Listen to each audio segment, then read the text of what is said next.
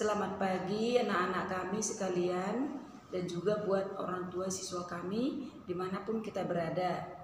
Seperti biasanya sebelum melakukan aktivitas kita terlebih dahulu mengadakan renungan pagi. Mari kita awali dengan tanda salib. Atas nama Bapa dan Putra dan Roh Kudus. Amin.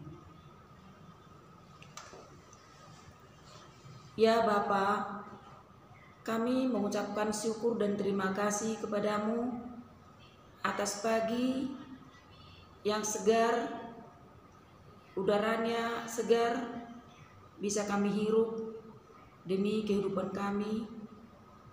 Dan semalaman juga kami bisa tidur nyenyak dan bangun pagi ini dalam keadaan sehat. Ya Bapa, buat jugalah hati kami selalu berbalik kepadamu, supaya selubung gelap dalam diri kami lenyap oleh cahayamu. Bimbinglah kami selalu untuk mewartakan Yesus Kristus sebagai Tuhan dan kami sendiri sebagai hamba-Mu, karena kehendak Yesus, sebab Engkau bersabda, dari dalam gelap akan terbit terang.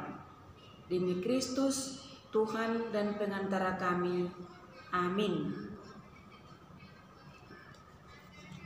Mari kita mendengarkan bacaan Injil. Inilah Injil Yesus Kristus menurut Matius. Dimuliakanlah Tuhan. Dalam khotbah di bukit, berkatalah Yesus, "Jika hidup keagamaanmu tidak lebih benar daripada hidup keagamaan para ahli Taurat dan orang-orang Farisi, kalian tidak akan masuk ke dalam kerajaan surga. Kalian telah mendengar apa yang disabdakan kepada nenek moyang kita, jangan membunuh. Siapa yang membunuh harus dihukum. Tetapi aku berkata kepadamu, setiap orang yang marah terhadap saudaranya harus dihukum. Barang siapa berkata kepada saudaranya, kafir, harus dihadapkan ke mahkamah agama.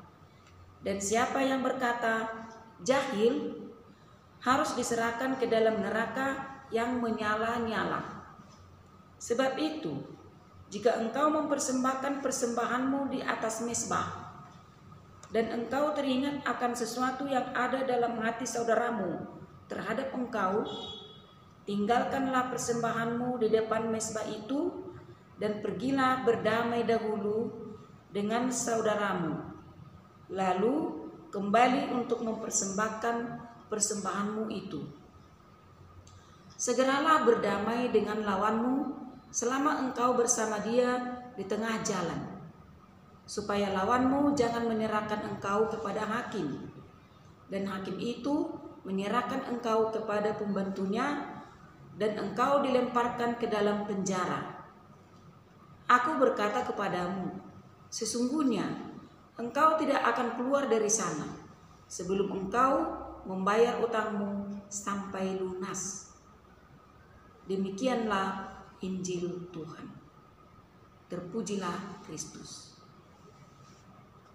Nah, anak-anak kami, sedikit renungan tentang bacaan Injil tadi. Mari kita dengarkan. Keterarahan hati kepada Allah memampukan kita untuk melihat sesama sebagai gambaran Allah. Hal ini berarti segala kita lakukan kepada sesama sebenarnya sedang kita lakukan pula kepada Allah. Maka kita perlu bijaksana dalam bertingkah laku. Juga sampai relasi kita dengan sesama jangan terputus karena ulah kita yang tidak bertanggung jawab. Allah memanggil kita untuk hidup dalam kebersamaan. Apakah kita telah memperjuangkannya?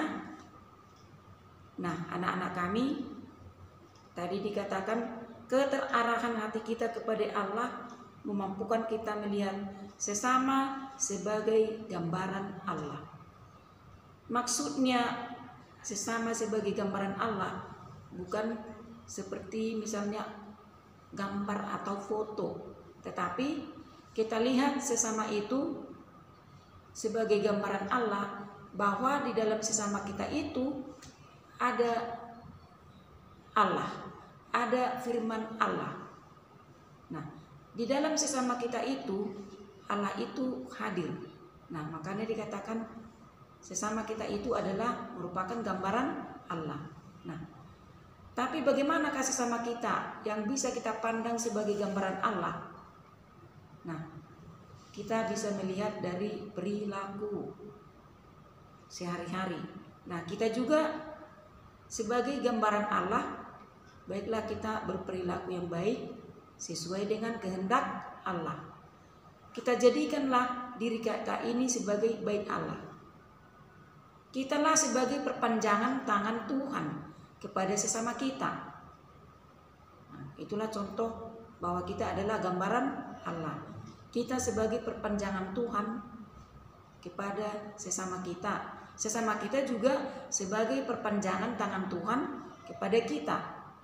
Nah, inilah sedikit renungan yang bisa kita ambil sebagai makna daripada bacaan hari ini. Nah, mari kita hening untuk membuat niat di dalam hati kita. Yesus Kristus yang baik, Engkau telah mengajari kami pada hari ini untuk menjadi gambaran Allah dan memandang sesama sebagai gambaran Allah. Ajarilah kami untuk memampukan diri kami untuk berbuat yang baik, bertingkah laku yang baik dengan penuh tanggung jawab, agar kami dapat dikatakan sebagai gambaran Allah. Mari kita berdoa. Tuhan Yesus, berilah kami semangat untuk menjalani hidup kami dalam terang kasih-Mu. Kuatkanlah iman, harapan, dan kasih dalam jiwa kami, agar kami mampu mengampuni sesama kami dengan tulus. Dengan demikian, kami layak menjadi persembahan murni untuk keselamatan jiwa kami dan untuk keselamatan dunia.